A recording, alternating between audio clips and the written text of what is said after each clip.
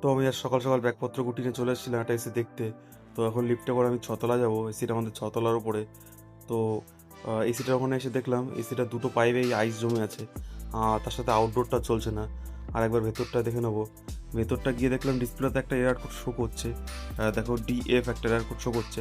তো আমি সেই এসিটা যখন খুললাম, এসিটার ভেতরে পুরো বরফ জমে আছে।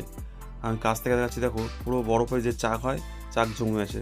তো আমি কিছুক্ষণ ওয়েট করে নেবো যতক্ষণ না চাকটা গলে। ক্যাপাসিটার উইক হয়ে যাওয়ার জন্যই এসিতে বরফ আসছিল। তো এখন দেখো ক্যাপাসিটারটা নতুন ইনস্টল করে দিলাম, আর হাওয়াটাও প্রপারলি আসছে।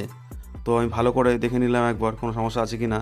তো আমি এসিটাকে লাগিয়ে এসিটাকে অন করে দিলাম। তো ডিসপ্লেতে এখন কোনো এরার কোড নেই, নর্মালি অটো মোডে চলছে এসি।